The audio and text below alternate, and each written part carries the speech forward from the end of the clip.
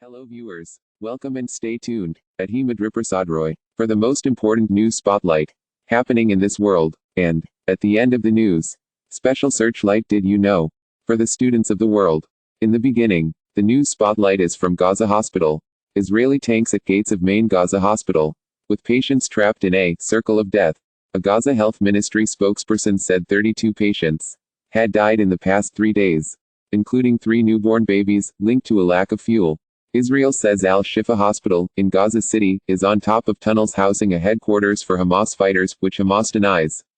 Israeli forces reached the gates of Gaza City's main hospital on Monday, the primary target in their battle to seize control of the northern half of the Gaza Strip, where doctors said patients including newborn babies were dying for lack of fuel.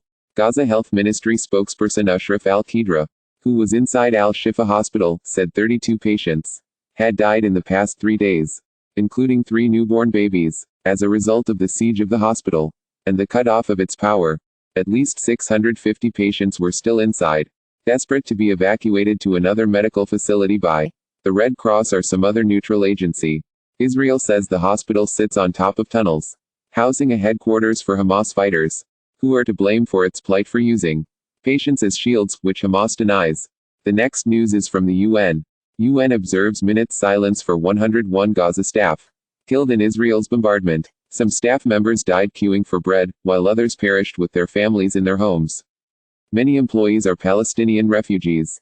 This is the highest number of aid workers killed in the history of our organization in such a short time.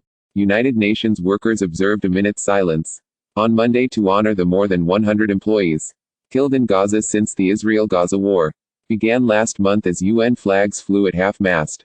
Staff at UN offices in Geneva bowed their heads as a candle was lit in memory of the 101 employees of UN Palestinian Refugee Agency, UNRWA, killed in the Israeli assault on the enclave, following the deadly October 7 attack on Israel by Hamas militants. This is the highest number of aid workers killed in the history of our organization in such a short time, said Tatiana Valavaya, Director General of the United Nations in Geneva. We are gathered here today, united in this very symbolic location, to pay respect to our brave colleagues who sacrificed their lives while serving under the United Nations flag. Now, the most special educational searchlight. Did you know? For this